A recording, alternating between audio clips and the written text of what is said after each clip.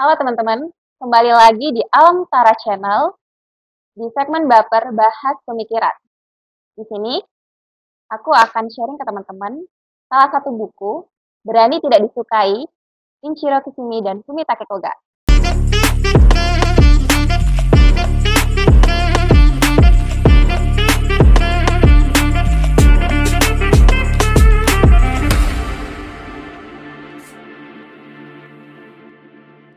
Aku yakin banget di dunia ini, semua orang pengen diakui keberadaannya, semua orang ingin dicintai, semua orang ingin diterima di lingkungan yang baru maupun lama, dan semua orang mungkin juga pengen jadi yang banyak disukai.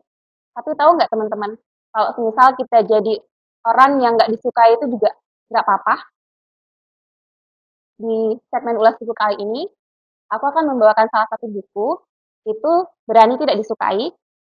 Ini merupakan fenomena dari Jepang untuk membebaskan diri, mengubah hidup, dan meraih kebahagiaan sejati. Jadi, di buku ini, awalnya aku agak cemas dan agak takut juga pada saat beli buku ini, karena pada saat aku buka pertama kali, ini tuh beda dari buku yang lain. Jadi, bentuk penulisannya itu seperti percakapan antara filsuf dan pemuda. Um, Akhirnya aku coba merevisi lagi kekhawatiranku atau kecurigaanku terhadap buku ini, karena tadinya aku takut sekali kalau nggak bisa sampai menyelesaikan buku ini, tapi ternyata aku bisa menyelesaikan karena buku ini menurutku sangat insightful dan banyak banget uh, materi atau ilmu yang bisa aku dapatkan dari video ini.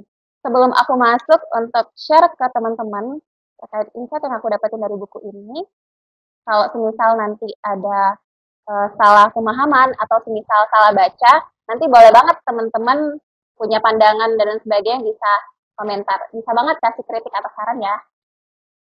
Jadi di buku ini aku dapat 3 insight yang menurutku itu cukup secara personal aku senang. Dan ini juga relate dengan kehidupan kita sekarang.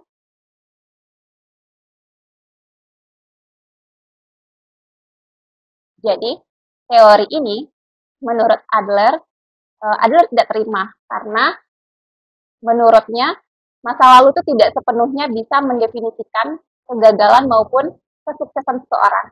Sedangkan menurut Alfred sendiri, masa lalu ataupun luka batin yang dialami oleh seseorang itu bisa membentuk ketidakbahagiaannya saat ini.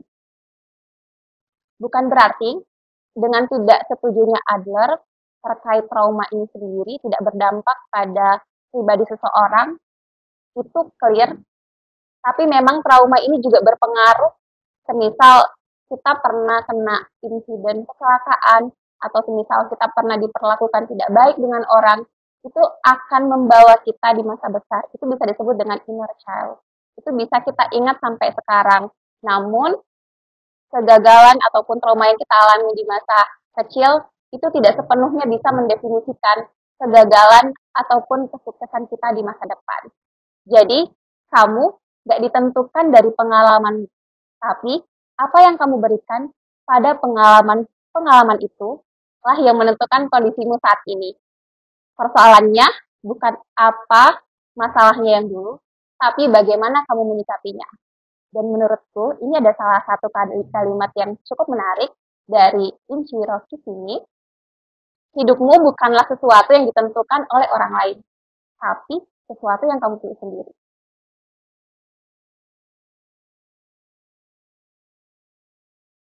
Mungkin pada saat kita keluar dari circle kita, atau kita pergi ke satu kegiatan atau webinar, seminar, kita menemukan public figure atau influencer yang menurut kita cukup menarik dan keren.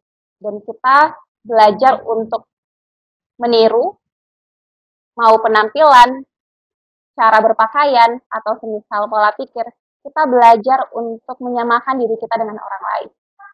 Tahu nggak sih teman-teman, kalau misalnya kita seperti itu, kita sama saja sedang tidak mencintai diri kita sendiri. Jadi, beberapa orang mungkin dilahirkan dari privilege yang beruntung, dan beberapa lainnya dilahirkan dengan privilege yang kurang beruntung. Tapi, persoalannya bukan itu. Tapi bagaimana kemudian kita sebagai orang yang lahir dari privilege apapun menyikapi ini dengan berdamai dengan diri sendiri, kemudian tetap mencintai diri dengan versi kita sendiri. Tapi bukan berarti kita tidak bisa melihat orang lain untuk mengambil beberapa insight dari mereka. Tidak seperti itu, tapi kita belajar untuk mengambil saja, tapi tidak sepenuhnya untuk menerima. Tapi tidak sepenuhnya untuk meniru orang lain.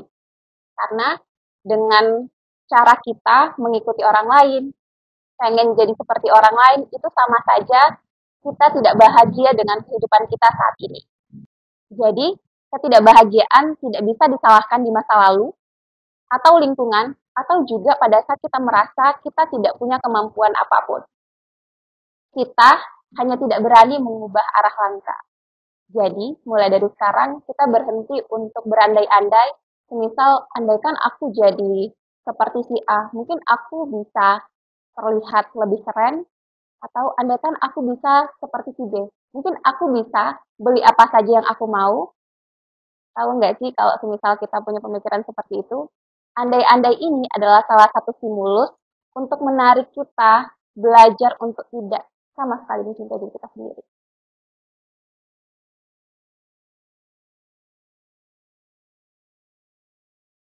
Secara teoritis, Adler menegaskan bahwa semua persoalan adalah hubungan interpersonal. Ini karena manusia pada dasarnya membutuhkan orang lain. Tidak ada manusia yang hidup sendiri di dunia ini. Aku yakin banget kita semua pasti butuh teman, pasti butuh tempat cerita, pasti butuh tempat untuk melakukan hal yang menyenangkan bersama-sama. Dan jangankan kita negara pun tidak bisa berdiri sendiri tanpa adanya negara lain. Di sini, hubungan interpersonal itu ada dua. Yang pertama ada inferioritas, yang kedua ada superioritas. Inferioritas ini adalah perasaan atau sikap semisal cemas, rendah diri, insecure, kemudian tidak percaya pada diri sendiri, dan mulai membandingkan diri dengan orang lain. Sebenarnya, dari sisi teori Adler, tentang inferioritas ini ada baiknya, karena kita belajar untuk membandingkan diri kita sendiri dengan orang lain, tapi kita belajar untuk menjadi versi yang terbaik. Sedangkan dari superioritas itu sendiri, ini adalah sifat-sifat yang confident, kemudian rank unggul, ingin menang, dan ingin merasa dirinya diakui oleh orang lain. Tapi sikap ini juga tidak dibenarkan ketika dalam persaingan itu menganggap orang lain adalah musuh. Semisal, kita pengen menang, kita menyingkirkan orang dengan cara yang tidak benar, itu sangat tidak dibenarkan oleh teori ini. Itu tadi 3 insight yang menurutku cukup menarik dari versiku. Mungkin teman-teman punya versi yang lain, nanti bisa komen di komentar ya. Nah, aku sangat merekomendasikan untuk teman-teman yang mungkin masih merasa insecure, kemudian masih sangat tidak bisa menolak permintaan orang lain, karena ditakutkan kalau misal kita menolak, kita bakalan dibenci, atau kita bakalan tidak punya teman, atau misal kita bakalan dipandang jelek sama teman-teman kita. Aku sangat merekomendasikan teman-teman untuk baca buku ini, karena menurutku buku ini sangat insightful banget. Jadi, jangan lupa dibaca ya. Nah, buat teman-teman yang juga suka baca buku atau bahas buku, teman-teman harus sering-sering nih pantengin Alam Tara Channel ini, karena bakalan banyak banget nanti buku-buku yang akan dibahas ke depannya. Jangan lupa. Yang belum follow, jangan lupa di follow ya.